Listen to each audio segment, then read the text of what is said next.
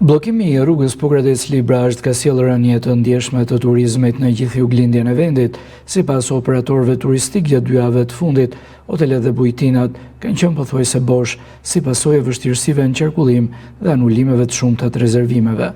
Operatorët shprehen të shqetësuar për zgjatjen e bllokimit të këtij aksi rrugor, i cili jo vetëm ka sjellë anulime nga turistët vendas, por ka rritur edhe frikën për prishjen e kontratave me agjensitë turistike që sjellin vizitorë të huaj. Sipas përfaqësuesve të sektorit, mes tyre Edi Bilo dhe Eriketa Koçollari, situata ka krijuar pasiguri të madhe për sezonin turistik, duke ndikuar drejt për drejt në ekonominë lokale dhe aktivitetin e strukturave akomoduese. Fundjava që kaluam, zuri shifrat rekord negative, dhe në të dy bujtinat kanë qenë me 0 dhoma, si e preptja, si e shtuna. Rruga 10 pasoja.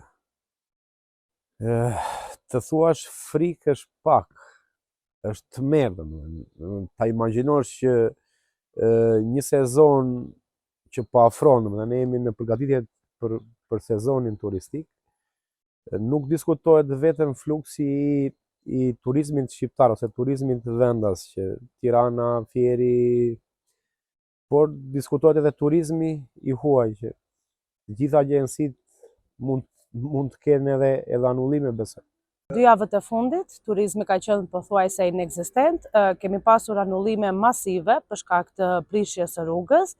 Ajo që ne na shqetëson akoma dhe më tepër janë festat e marsit, pra 7-8 marsit dhe dita e verës, në të cilat ne po vazhdojmë të kemi anullime dhe për këto festat të cilat kanë dhe 2-3 javë avans, por frika është e madhe çka i bën anullimet të jenë të përhershme dhe vetë klientët kanë dhënë si motivacion të anullimit pjesën e prishjes së rrugës. Bllokimi i rrugës ka sjellë anulime rezervimesh jo vetëm në Pogradec, por edhe në gjitha zonat turistike përreth, si Voskopoja dhe Dardha, të cilat mbështeten ndjeshëm tek fluksi i vizitorëve vendas dhe atyre të huaj.